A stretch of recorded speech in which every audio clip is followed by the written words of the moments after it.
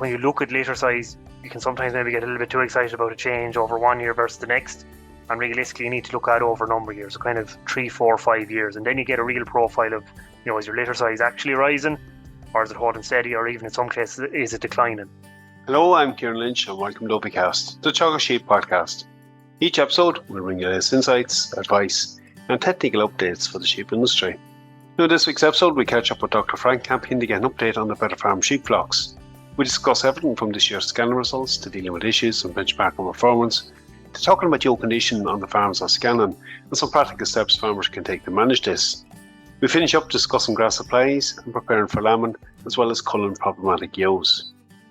Yeah, Kieran, so all the lowland flocks have scanned the ewes. Most of them would have scanned in early January and into mid-January. And I suppose when we did the pregnancy scan on the ewes, we also condition scored the ewes at the same time. And I suppose with those two bits of data, and along with silage analysis and concentrate samples, now they have a good plan in place for the run up to lambing time. Frankly, most of them flocks, their lambing kind of start of March on into mid-March, I suspect, for most of them. Yeah, so the most of our flocks are going to be around starting around the 10th of March. We have a couple of flocks that will be early March, and then we have 1 or 2 flocks that are going to be kind of Patrick's Day onwards as well. So very representative, I suppose, of what you'd see on most mid-season lowland lambing flocks. Yeah, no, it's typical of us out there. Look, Frank, there's been a bit of a change around in the flocks in recent years. You have a lot of newer flocks coming into it. Maybe you'll just take us through the scans first. Like, what were they like this year? Yeah, so look, Kieran, I think anything when we talk about the better farmers in this program and their scans, and it's no more probably than when I talk to you about lamb growth rates and grass growth rates and things like that.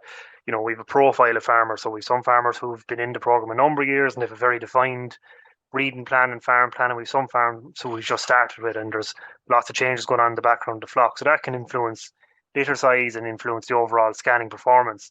But I think by and large, looking across the flocks, most of the scan rates are very good for the type of flocks, the breeding profile that's there, etc. And most will have been happy with it. Some of the flocks are up a little bit and some of the flocks are down a little bit based on last year. But I think the one thing we've seen over the years with the better farmers and the flocks in the program is, when you look at litter size, you can sometimes maybe get a little bit too excited about a change over 1 year versus the next. And realistically, you need to look at over a number of years, so kind of 3, 4, 5 years. And then you get a real profile of, is your litter size actually rising, or is it holding steady, or even in some cases, is it declining? So what we can see in some of the flocks is that, they're maybe 0.05, 0.1 of a difference plus or minus from last year. But when we look at the 5-year average, we can see that the trend is actually trending upwards compared to where they would have started. Or maybe in some of those flocks where they have a very consistent breeding policy for the last 4 or 5 years, what we're seeing is why they might be up or down 0.1 year on year, their trend is quite steady. So they're staying around that figure the whole time, which is what their target would have been and what we'd be hoping to do. I suppose the second figure that, apart from litter size, is probably the one we all get excited about. The other figure is the pregnancy rate figure, and that's maybe nearly more important in ways. So, Frank, in some ways, like the litter size, obviously the breeding program is going to have a big impact on that. Yoke condition and weight as they went into tipping this year had an effect on it as well. So there's a short-term influence in terms of management, but the longer-term effects are there to be seen as well. I suppose, Frank, just the other key figure that comes out, the overall pregnancy rate in those flocks this year, how did that stack up?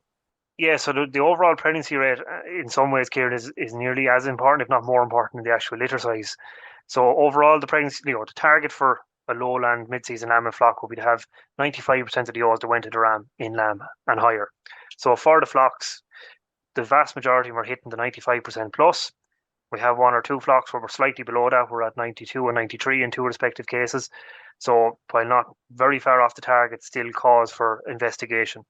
And I suppose what we've seen with this figure is, where ewes are in reasonable condition score, and things are managed correctly at mating time, that 95% is very readily achievable. And what we can sometimes see is, you will have a year where you might dip down a bit below that. Look at some flocks, it can be an issue of just the numbers. Maybe if you have a smaller flock, 1 or 2 or 3 extra empty ewes by chance could make the pregnancy rate figure look bad. But I suppose the key thing is when you are less than that 95% is it does have to be investigated. Because what we've seen over the years with some of the flocks where we've had abortion issues and other flock health issues that have led to problems within the flock is often the pregnancy rate figure can be a very early indicator of that. So while you might be, looking at your pregnancy rate this year, seeing it 92 or 93, saying, it's not that far off to 95, next year that could be lower again. And if we start looking into that problem now, we might be able to get out ahead of it. And I think we had a very good example of that with John O'Connell when he spoke at the National Sheep Conferences 2 weeks ago. That before he got his abortion storm for the year or two previously, he could see the pregnancy rate starting to slowly drop. Look, it should be a flag there for anyone, particularly anyone that's buying in stock. If that has dropped, look, I acknowledge we had a bad back end and we'll come on to the condition score story in a minute, but you are right, like it's something we need to act on. So maybe taking that cohort of tinner ewes and some of them flocks, I know you said you're doing a bit of follow-up work with some of them and just looking, was there an abortive agent or what was the other reasons why? Something, Exactly. look, it could be the basic, it could just be as basic as condition and the fact that they were back and just repeat it. But, it's worth going back through them empties. Exactly. It could be something very basic here, and it could be something as simple as that. But at the same time, why not investigate it and be sure of that? The best answer you can get is it was that, or that there's no problem there. But now is a good time if you have a couple of those tinner ewes and they're empty. Submit them to the RVL, get a post-mortem on them, and see is there an underlying issue there that needs to be addressed. Equally, if you have one or two abortions in the run-up to lambing time, get those lambs, get the placenta into the local RVL and get a diagnosis on it to make sure that there's no abortive agent there or something underlying that's causing the issue that you can get out ahead of and get on top of early. Like I said, you might get back an answer that there's nothing there. Brilliant. Might be something simple, like you said, a condition score issue, bit of bad luck, but at least you'll know. Yeah, I think it's so important. Something covered in the previous podcast with Seamus Fagan. It's time well spent, so it is investigating those issues. Look, the other thing that cropped up this year was condition score. We've talked about this multiple times last year. I know you had spoke about at mating time the condition was back in the flocks. It's something I think, Frank, you've put a lot more effort into with the farmers this year in terms of monitoring as well. What's happened on the farm since mating? Like you've recorded condition score again. Has it changed much? What were the kind of big issues you've seen? Yeah, so you're right, Kieran. We have thought about condition score a good bit, and I think it's probably something that has we all know has a big influence on flock performance, but we probably are not great at monitoring it or correctly following it along. So I suppose this year, with that in mind, with the farmers in the program, we as we'd always done, we went out at mating time and condition scored the ewes, but we've also now went out at the mid-pregnancy point and condition scored those ewes again, and we'll be going out a couple of more times during the year to see where his condition score is standing. And what we've seen with the flocks is, by and large across the board, most of the flocks have seen a small drop in condition. So I suppose to explain this slightly better is the one thing we all look at straight away is the average body condition score. And the average body condition score is a dangerous figure because it can either look very good or very bad, but it can hide the real story. So the actual figure I suppose we look at most with the farmers have talked about is how many ewes are in a less than body condition score 3. And the reason we kind of say less than body condition score 3 is, if you ewes a body condition score 3, at least she'll have enough condition there that she'll be able to mobilise reserves after lambing to produce milk for the lambs. Once she starts going below that, the amount of reserves she has to mobilise for milk production is getting smaller and smaller, and you're having a big impact on her performance and ultimately your lamb's performance in their early life when they're most efficient. So when we looked at this at mating, as you said, the condition was back a little, not unsurprising given the year that we've had and the year that we had, last year. I suppose we went out to the lads, we did it all again, and what we saw is that for some of the flocks, they lost a small bit on average, and when we looked at the amount of ewes that were less than body score 3, there was a kind of a 3 to 6% rise in that. So an extra few ewes that were showing up less than body score 3. Not unsurprising, winter conditions, ewes and being outdoors in a lot of cases, we would expect a small slippage in that. Those tinner ewes are identified. They're now getting extra feeding when in the run up to lambing to make sure that they don't lose any extra condition on top of what they have. But I suppose for a couple of the flocks, we saw a big drop in condition scores. We saw them losing a quarter of a condition score or so on average. And that meant that we were seeing maybe 10 to 20% more ewes in that less than 3 category. So that was highlighting another issue going on in the flock. So in some cases it was feeding management. Horse has bolted for this year, but we've addressed the issue. We know now for next year things have to be different. And in one particular case, it highlighted an underlying flock health issue that's now been identified and there's a plan in place to manage. And I suppose for those flocks, it's very similar to the other ones. The tinner ewes are now going to be managed separately or managed differently to try and make sure that there's not any extra condition lost off them. I think, look, it just highlights 2 very important points. That condition score loss, by and large, Frank, a lot of them farms is going to happen anyway. And as you indicated there, it's not necessarily the average. It's the extremities of that average. It's the vulnerable ewes are losing more condition. They're the ones who are going to have problems with coming into lambing. They're the ones that are tinner going out, the ones who might lose lambs, the ones that certainly don't milk as well. They're going to be there in flocks. So by actually going in and just spending that little bit of time scoring, and it doesn't take that long, you could identify them as you indicated there. It's managing them separately now.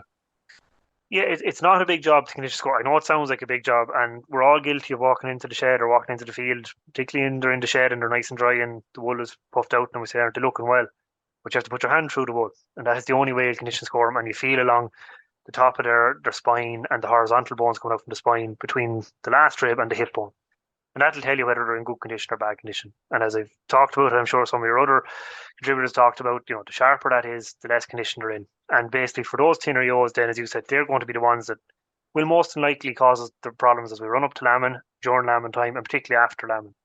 And they're going to be the ones that will probably come with those underperforming lambs and we're wondering what happened and we're looking at all sorts of other issues. It could be, in some cases that's linked back to the condition score.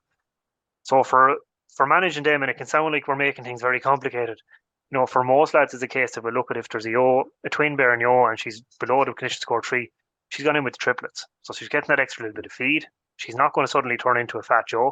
All you'll do is you'll stop that condition burning off or losing any more condition before she goes out after lambing. And it'll just try and help the problem a little bit along. And I think even a small thing like that can make a big difference. You're cutting down some of the problems, and you said there it can just be as simple as moving them up a feeding group. So it's not a case of having to actually find an extra pen for them. No, just exactly. You don't have to overcomplicate it simple and just upgrade it. Yeah, exactly. Keep it simple. And look, it's probably like most things, Kieran, with pre-lambing nutrition, we probably focus on the very complicated part of it first, or getting the simple things right. And it's the same thing here. It's something as simple as just putting her up a level on the feeding, and that'll help the problem along. Look, Frank, in more general terms, all of them at this stage, there's meal being introduced. They're all focused on a high quality ration leading in.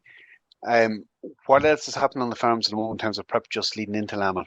Yeah, so look at the prep leading into lambing, as you said, they're all feeding. I suppose the one comment on the feeding this year, and once again links back to last summer, while there's some very good quality silages on the flocks as a group and as an average across the flocks, it is slightly lower quality than last year. And I suppose that's a nature of the problems we saw last summer. So that silage has been tested, the feeding plans are in place with that. I suppose, those plans are kind of in place at the minute. So at the minute, now it's kind of getting ready for that after lambing period. So they're doing the opening grass covers, see what grass is there, what sort of winter growth have we had. There'll be another grass cover done immediately before lambing, and that'll give us an assessment of where we are, if we need to take action like supplementing after lambing. At the moment, it looks like we'll be okay, but like I said, for all the flocks, it'll be the second cover right before lambing that'll really tell that story. I suppose plans are being made then for early fertilizer for the conventional farmers. And while nothing is spread yet, it's about getting organised and being ready to go when conditions allow. And I'm sure Phil will be on some stage and talk a lot more eloquently than me about it. But the key thing for the lads is that they're ready to go to get it out when they can, so that they get the best response out of it. And for most lads, that target will be to have something out, if conditions allow, before lambing time, because once lambing starts, it gets very busy and it gets very hard to get out doing any other jobs like that. And it'll be important that there's some bit of nitrogen out, particularly for that second rotation, have some grass coming back to them. And I suppose the last thing on the preparation, Kieran, in the more immediate is, just making sure that they're set up for lambing. So rather than having the first 5 or 6 ewes lamb down and realising they don't have, enough iodine, they don't have pens set up, they don't have a pen for the pet lamb set up, getting all those things organised and sorted now in the kind of quiet weeks before lambing is what's kind of on the lads' agenda at the minute. So at least then when they start lambing, they're ready to go. And it, sounds a simple thing, but it's amazing, if you can get off to a good start and you're not panicking trying to get everything sorted. It just makes everything feel a bit smoother when you get to the really busy point of it. Now, like this, look, I suppose the common theme of it was the draw one from everything you said, bit of preparation in advance. It's going to have a knock-on consequence on everything we do. So all that stuff is very important. Get it out of the way now, get it in place early, take some of the pressure off as we head into lambing. Exactly, yeah. Proper prior planning, as one of our former better farmers used to say. He had the rest of that phrase, but I leave that for him. But there was 7 P's in it, but the rest might be suitable for a podcast. Yeah, exactly. It wouldn't be suitable for your audience, Kieran. But no, it is about bit of planning. And look, we've talked, previously, Kieran, and you've seen some stuff out of better farms, about getting ewes in good condition so that we have plenty and having plenty of rams so that we lamb down quickly and that we're not the whole spring in the lambing shed, and that we have a nice compact lambing. Well, for that to work and for that to go well is to have it set up so that, when you do start lambing, you're able to hit the ground running. So, for some of these flocks in the high litter sizes, some of that will come back down to how, simple things like having the lamb feeder set up in time so that when they do start having a few pets, they can just throw them onto it and get it going, and that you're not wasting time or, having extra ewes and extra lambs knocking about where the pressure comes on. Having enough pens, so having as many individual pens that you can, having a water supply for them, having your lime and your straw ready to go as well. I suppose, Frank, like the other thing that'll happen as we head into lambing now is we tend to see some of the problem cases, whether it be small amounts of prolapse or just different issues, lameness in the shed. Those are things we really want to try and minimise if where possible. Yeah, exactly, Kieran. So some of them we can minimise now in our management and making sure we have enough feed space, in making sure we have enough floor space, making sure our feeding management is right, etc. But I suppose the other side of that is to think ahead to next year. So if we do have problem ewes, prolapse, ewes that want spin, bad mothers that we that have poor milk quality, stuff like that, is to actually mark them and make sure that they don't show up again next year.